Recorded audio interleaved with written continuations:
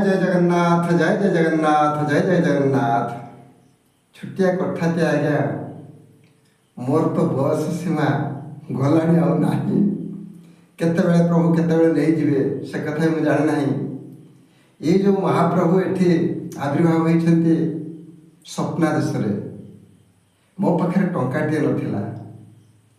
प्रभु एते स्वप्नादेश देले कहले एई जगार मंदिरटिए कर मु इठी रहिबी।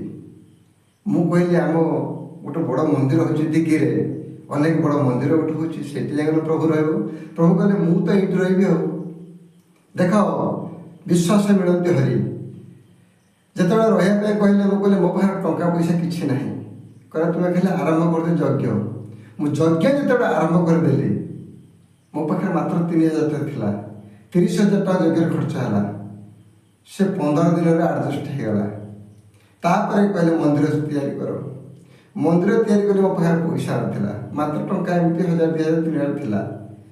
डाकिदेली क्रेडिट मेरा आसिले मंदिर सब स्थापन कले 6 मास भाई ना मंदिर तैयारी होगा। कहले कहानी टंकाटे मागो ना जीवन काल में कहानी टंकाटे मागोनी कहानी टंकाटे मागे ना। मो बंधु बांधव अनेक बड़ लोक अच्छा कि मत कहीं टंकाटा देना मंदिर कि मुझे कहानी मागे ना।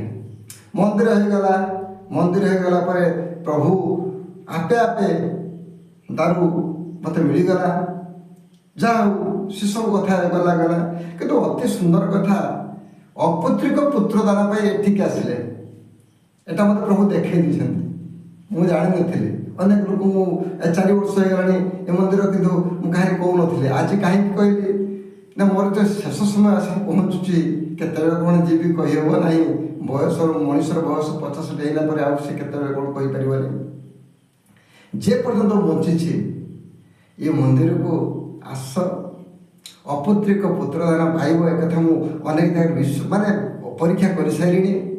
ये मंदिर में आपे आपे तुलसी पत्र पादुक झरे मुझे देखी नी कौन से जगह को देखी ना किंतु ये मंदिर में आपे आपे तुलसी पत्र पादुक झरे। पादुक कई जड़े ब्राह्मण था दिखती कि ना आपे आपे पादुक एठी झरे।